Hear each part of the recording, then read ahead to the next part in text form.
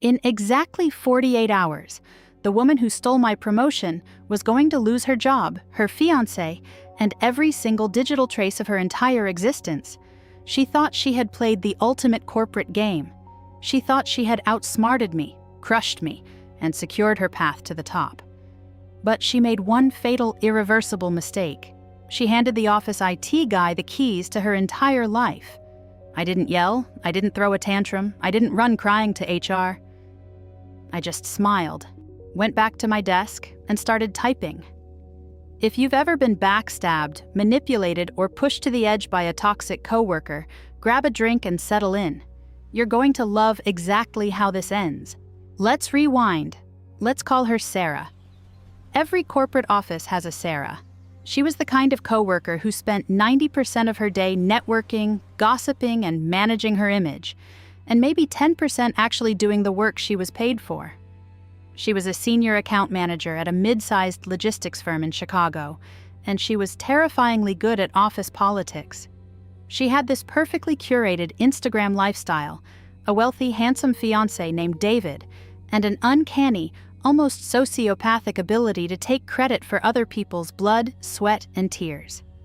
For 2 solid years, I was the ghost in the machine. I was the guy pulling 60-hour weeks, building the client databases, analyzing the market trends, and locking down the contracts that kept our department afloat. I didn't care about the spotlight, I cared about the results. And I was officially next in line for the senior director position. It was basically a done deal. My boss, Greg, had practically guaranteed it during my quarterly review. "Just bring home the Horizon account," he told me, "and the corner office is yours."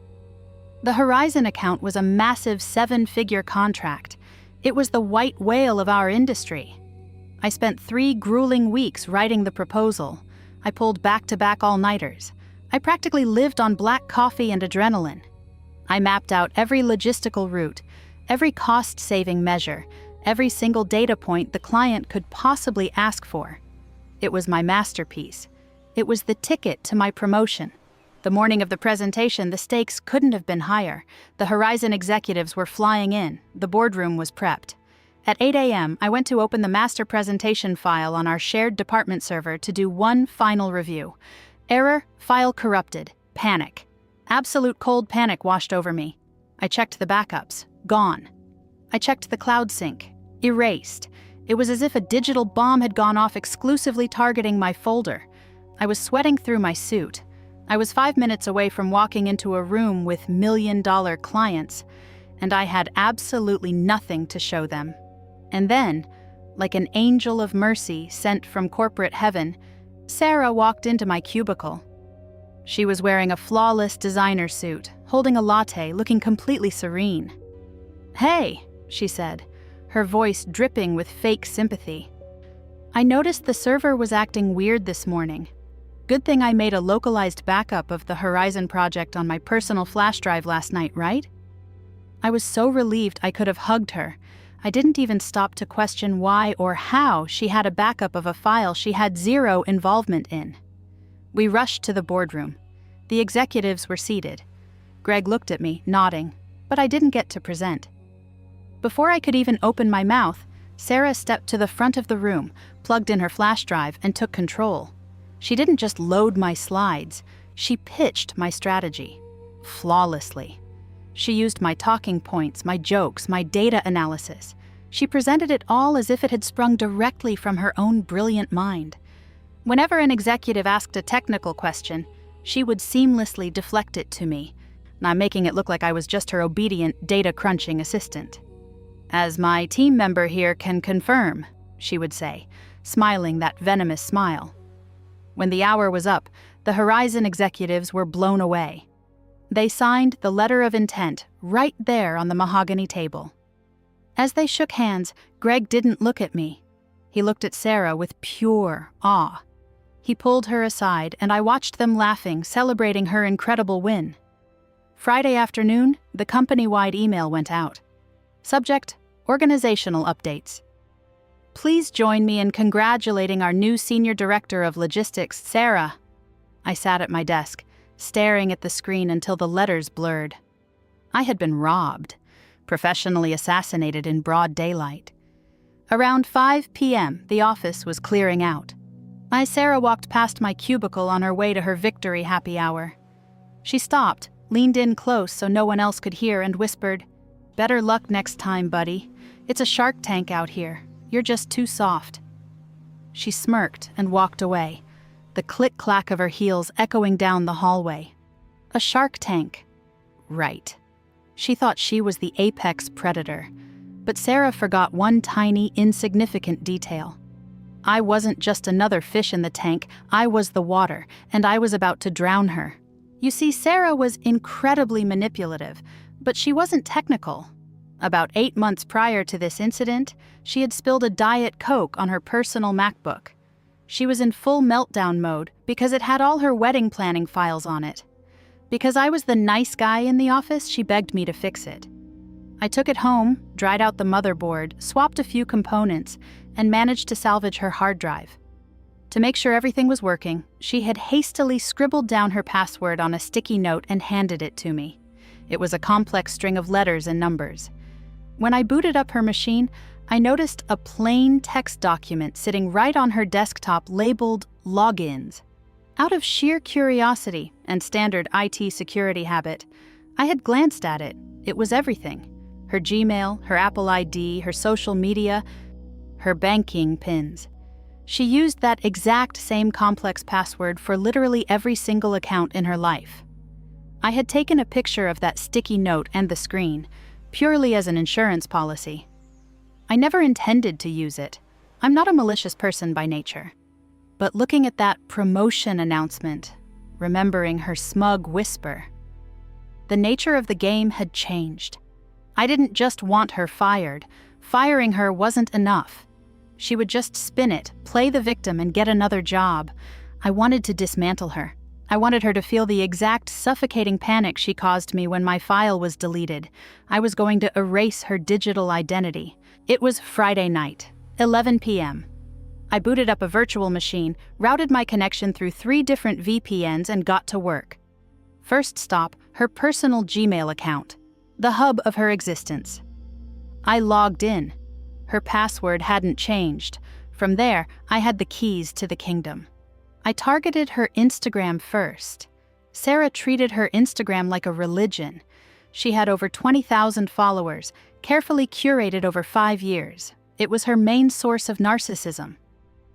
I didn't just change the password. I went into the account settings, changed the recovery email to a burner address I had just created, and initiated a permanent account deletion. Not a deactivation, a deletion. Poof. 5 years of vacations, filtered selfies, and humble brags. Gone in an instant. Next was Facebook. Same process. Changed the recovery email. I scrambled the password, deleted the account. I moved on to her TikTok. Erased. Then came LinkedIn, the platform she had just used 3 hours ago to post a glowing, self-congratulatory essay about her hard-earned promotion to senior director. I didn't delete her LinkedIn. That would be too easy. Instead, I changed her profile picture to a stock image of a snake. I edited her headline to read, "I steal credit from my coworkers and sleep my way to the top." I deleted all her glowing endorsements and replaced her summary with a detailed confession of exactly how she sabotaged my file. Then, I changed the password, enabled 2-factor authentication, linking it to a burner phone number, and locked her out completely. By 2 a.m., Sarah technically did not exist on the internet. While I was inside her Gmail, setting up forwarding rules so she wouldn't receive any security alerts, I started poking around. I wasn't looking for anything specific, just gathering intelligence. But when you dig through someone's trash, you usually find rotting meat. She had a hidden folder labeled Receipts. I clicked it. Turns out Sarah wasn't just a corporate thief. She was a serial cheater. For the past 6 months, she had been having a highly explicit affair with Mark, the lead vendor from one of our partner logistics companies. The folder was a goldmine of absolute depravity. There were hotel booking confirmations, Uber receipts, and email chains that would make a sailor blush. They were coordinating hookups during business lunches and laughing about how clueless her fiancé David was. David was a genuinely nice guy. a successful architect who had just bought them $1 million condo downtown. He didn't deserve this. I spent the next 2 hours downloading every single PDF, every photo, every incriminating email. I compiled it all into a meticulously organized 50-page dossier. It was a masterpiece of destruction. I created an anonymous Proton Mail account. I drafted an email to David. Subject, "Before you say I do." Body, David. "You don't know me, but you need to see this. Sarah isn't who you think she is. All the proof is attached. I'm sorry, I didn't send it right away." Timing is everything in a psychological war. I set a scheduled send for Sunday morning at exactly 8 a.m., right when they would be having their quiet Sunday coffee together. I had destroyed her social life and her personal life. Now it was time to take back what was mine. I needed hard, undeniable proof that she had sabotaged my work. I logged into the company's back-end server. As the guy who practically built our database architecture, I had admin privileges that Greg didn't even know about. I pulled the server logs from the morning of the Horizon presentation. Every action on a corporate network leaves a digital footprint. It took me 3 hours of parsing through lines of code, but I found it. At 6:45 a.m. that Thursday, a remote command was executed to permanently delete my master presentation file. I traced the IP address of the machine that sent the command. It wasn't my computer, it was Sarah's IP address. But it got better. The logs showed that 5 minutes before she deleted it, she had copied the exact file to an external USB drive. It was premeditated corporate sabotage, a terminable offense. I exported the raw server logs, highlighted the exact IP addresses and timestamps, and wrote a highly technical summary explaining exactly what the data meant. I attached it to an email from another anonymous, untraceable account. I addressed it to Greg, our CEO, and the head of corporate HR. I scheduled the email to hit their inboxes at exactly 7:30 a.m. on Monday morning. By 6 a.m. on Saturday, my work was done. I can only imagine the absolute hell Sarah went through that weekend. She probably woke up Saturday morning, reached for her phone to check her Instagram, and found nothing. The slow, creeping realization that she had been targeted, hacked, and erased. And then, Sunday morning, 8 a.m. David's phone buzzes. He opens the email. He reads the 50-page dossier of his fiancée's infidelity. I wasn't there to see it, but I heard about the fallout later. David didn't just break up with her. He packed all of her expensive clothes into garbage bags, left them in the hallway of their luxury building, changed the locks, and texted her to never contact him again. I walked into the office at 8:30 a.m. on Monday. The atmosphere was completely electric. People were whispering in the break room. Someone was pointing at their phone. Ga looking at Sarah's hacked LinkedIn profile, which was currently going viral within our industry network. At 8:45 a.m., Sarah walked in. I almost didn't recognize her. The flawless, confident shark from Friday was gone. She looked like she had aged 10 years in 2 days. Her hair was a mess. Her eyes were bloodshot and swollen from crying, and she was physically shaking. She didn't even go to her new corner office. She just collapsed into the chair at her old cubicle, staring blankly at the wall. At 9 a.m. sharp, Greg's assistant walked over to her. "Sarah, HR needs to see you right now. Greg is already in there." She didn't say a word. She just stood up, looking like a dead woman walking, and followed the assistant. They were in that room for exactly 45 minutes. When the door opened, it wasn't just Greg and HR. Yet 2 building security guards were standing behind her. Sarah was sobbing hysterically. The HR director handed her a cardboard box. Under the watchful eyes of security and the silent stares of the entire department, Sarah packed up her desk. As she was escorted out, she had to walk right past my cubicle. She stopped. She looked at me. Her eyes were wide, filled with a mixture of absolute terror and realization. She knew. She didn't have any proof, but in her gut, she knew exactly who had done this to her. She opened her mouth to say something, but no words came out. I didn't smile. I didn't gloat. I didn't give her the satisfaction of a villainous monologue. I just looked her dead in the eye, took a slow sip of my coffee, and turned back to my monitor. The security guard tapped her shoulder, and she was gone. An hour later, Greg called me into his office. He looked pale, exhausted, and incredibly embarrassed. "Listen," he started, rubbing his temples. "We had a massive security and integrity breach regarding the Horizon project. I can't go into details for legal reasons, but Sarah has been terminated, effective immediately. We also received anonymous evidence indicating that the work presented on Thursday was entirely your own." He paused, looking at me carefully. "I owe you an apology. I was blinded by the presentation and didn't look at the facts. The senior director position is vacant again. It's yours if you still want it, with a 20% bump in the base salary to make up for the confusion." "I'll take it," I said flatly. And that was it. I moved into the corner office that afternoon. Sarah lost her 6-figure job, her reputation in the industry, her $1 million condo, and her fiancé, all in the span of a single weekend. Last I heard, she moved back in with her parents in Ohio and had to take a job as a junior dispatcher at a trucking company.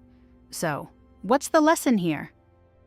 In the corporate world, people will always try to step on you to get to the top. They will steal your credit, mock your hard work, and assume your silence means you're weak. But before you backstab the quiet guy in the corner, before you decide to ruin someone's career for your own ego, you better make absolutely sure you know exactly what they are capable of. Because sometimes the person you push into the dark is the exact person who knows how to turn off your lights. If you thought Sarah got exactly what she deserved, smash that like button right now. Have you ever had to deal with a toxic, credit-stealing coworker? Did you get your revenge? Tell me your craziest workplace drama in the comments below. I read every single one of them. Make sure to subscribe and hit the bell icon for more dark, satisfying revenge stories. Stay safe out there in the Shark Tank, and I'll see you in the next one.